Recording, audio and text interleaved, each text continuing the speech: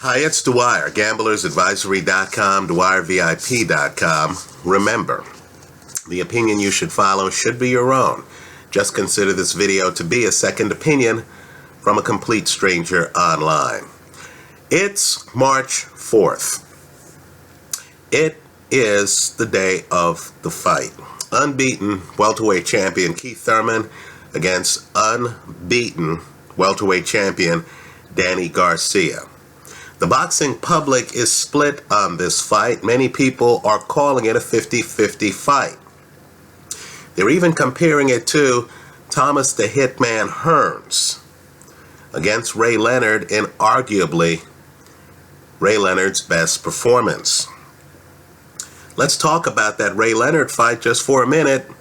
Understand that fight was compelling because Ray Leonard had won the Olympic gold medal and had actually suffered a loss before he steps in the ring with the Hitman. Both guys weren't unbeaten in that match. Ray Leonard came into the fight with a loss, right? The Hitman had dispatched Pepino Cuevas to pick up the title. He was knocking everyone out, and he looked different than every other welterweight. You're talking about a guy who, was tall, was slender. He had the kind of body that later would have him fighting at light heavyweight. So you had a visual of big Thomas Hearns against small Ray Leonard, right? And the feeling was, hey, Ray had lost already. Ray had had problems. Wasn't Tommy gonna take this guy out early? You also had another guy in the mix, Aaron Pryor. Let's not forget him. Back in the day, people felt that Ray Leonard was dodging Aaron Pryor, who had actually beaten Thomas the Hitman Hearns in the amateurs. Look all of this up, right? Well, to make a long story short, Hearns comes out and looks good, right? He's bigger, he looks stronger. Ray Leonard is there trying to get inside. Ray's moving around. Ray looks great for a Hearns opponent. But in my opinion, the Hitman is winning the fight. Let me also point out, too, that Keith Thurman and Danny Garcia are doing us a favor. Because way back when, back in the day, Hearns Leonard was on pay-per-view. This fight is going to be on network television. I'm expecting this fight to even beat the numbers Deontay Wilder just got. This is a watershed moment for boxing. So in some ways, this fight's more meaningful than Hearns Leonard. But just to understand, around the middle of the Hearns Leonard fight, Ray Leonard gets inside and drills Thomas Hearns to the ribs. Hearns is never the same. Understand, Hearns then, and it was an interesting moment, as Hearns is trying to survive and Ray Leonard is coming forward. Thomas Hearns, the slugger, then decided to become Thomas Hearns, the boxer. Right? You have to see it to believe it, folks. He then starts outboxing Ray Leonard a few rounds later. The fight has ebbs and flows. This is the fight where Ray Leonard's cornerman, who used to be Ali's cornerman, the great Angelo Dundee, then looks at Ray and says, "You're blowing it, kid." Now think about it. Ray Leonard, master boxer, getting outboxed by a slugger in Angelo Dundee's eyes. So that's when Leonard comes out and flashes some of the best hand speed this sport has ever seen and ends up with the win. Hearns falls between the ropes. You understand, the Hitman has nothing left. Of course, we're not talking about a 12-round fight. We're talking about a 15-round fight. I believe Hearns gets stopped in either the 13th or 14th rounds. Right? Had that been a 12-round fight, perhaps Hearns walks away the winner. Right? That was a classic matchup.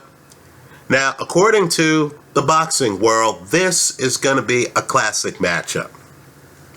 Some of the best fighters in the sport, pound for pound, are picking Danny Garcia, which surprises me. I'm on the other side of the aisle. I think Keith Thurman wins this fight. Right? Mikey Garcia is picking Danny Garcia. Right? And understand, Mikey is one of the best. This is a guy who beat Orlando Salido. This is a champion who's still unbeaten. Then you have Jarrett Hurd. I know many of you haven't heard of him. This is a young guy who's among the most skilled in the sport. You're going to see another guy today, Erickson Lubin, a guy who's one of the very best body punchers in the sport. Well, Jarrett Hurd just won the belt at 154 pounds, right? He beat Tony Harrison, and he's picking Danny Garcia in this fight. You even have a superstar trainer, Golovkin's trainer, Abel Sanchez. Let me point out that Sanchez goes back to earlier generations. He was the trainer for Terrible Terry Norris. You might remember Terrible Terry Norris beating Sugar Ray Leonard. Right? Sanchez has been in the game a long time. Right? He has been the trainer for multiple champions. Right? He was training champions years before he met Golovkin. And of course, Golovkin is the unbeaten middleweight champion, headed for a fight against once beaten Danny Jacobs in a unification match. Well, Abel Sanchez is picking Danny Garcia. So understand, you have some, we'll call them boxing emeritus guys, who are picking Danny Garcia in this fight. Now let me just offer a different point of view here. I know Danny Garcia has fought Lucas Matisse, he's fought Lamont Peterson, right? He's fought El Terrible, Eric Morales, he's fought Zab Judah, he's fought Amir Khan. In my opinion, one man's opinion, from the YouTube seats we'll call them, the best fighter either of these guys has faced, and this really revolves around when they faced them, right? Zab Judah's 35 when he faces Danny Garcia, right? El Terrible is past his prime when he faces Danny Garcia, right? In my opinion, the best guy either guy has faced is Shawn Porter. Now, ironically, on my scorecard, I had Porter winning his fight against Keith Thurman.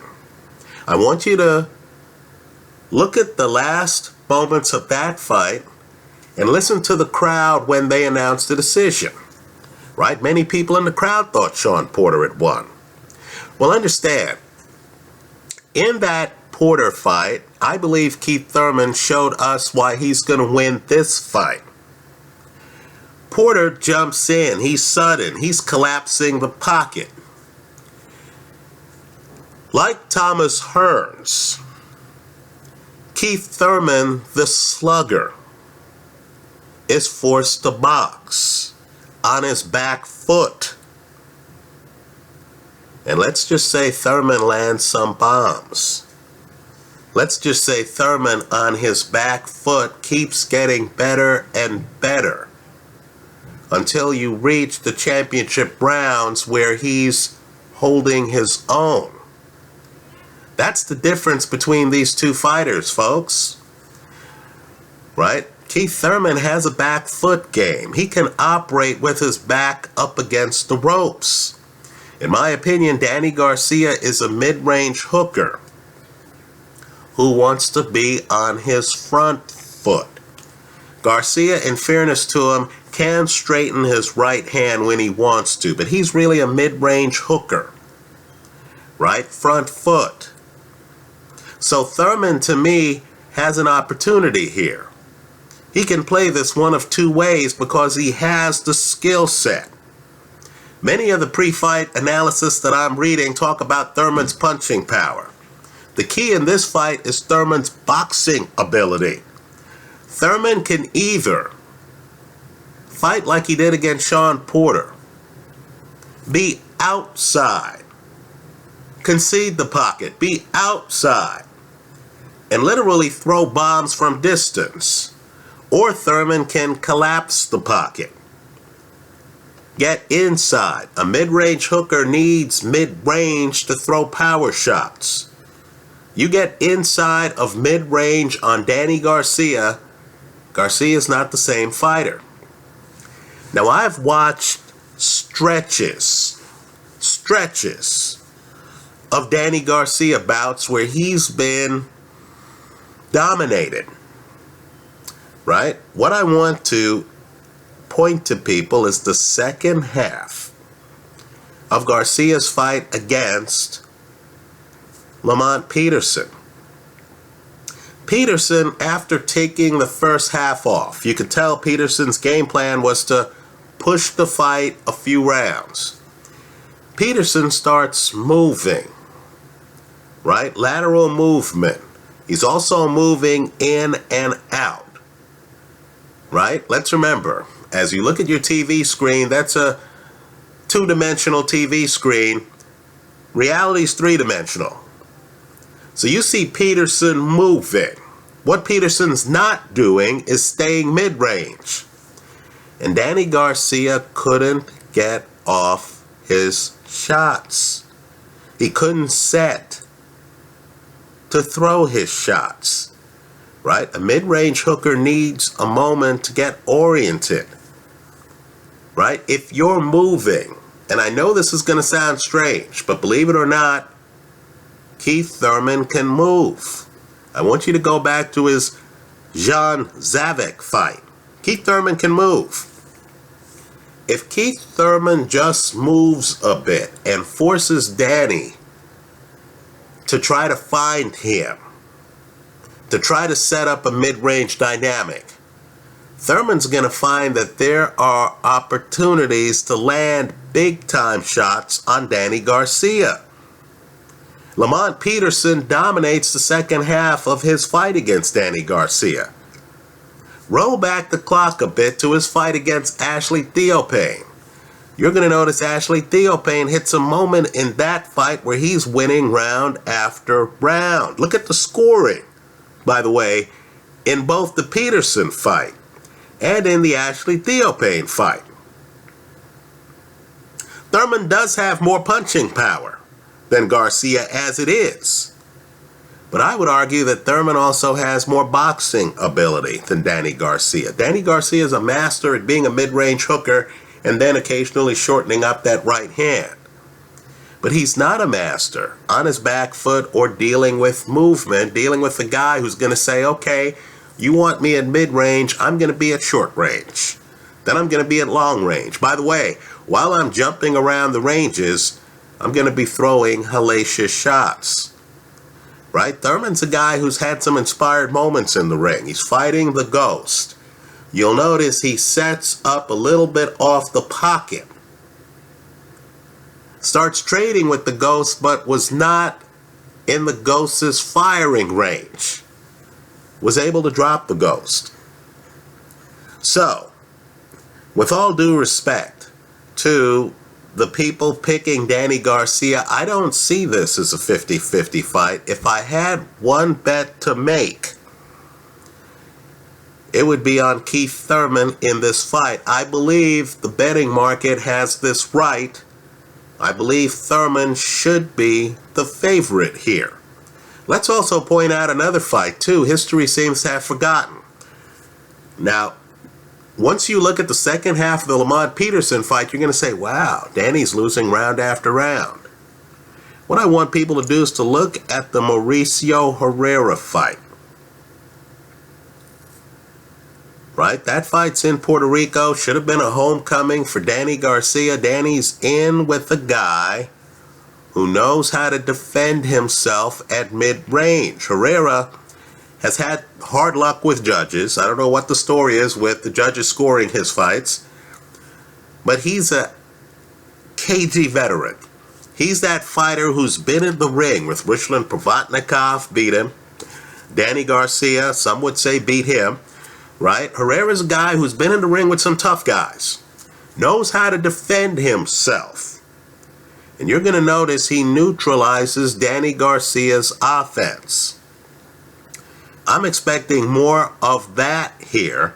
I know many people are saying split decision, majority decision, right? I think Thurman has a shot at a KO in this fight, right? I certainly think that if this fight goes the distance, Thurman's going to be the clear-cut winner, right?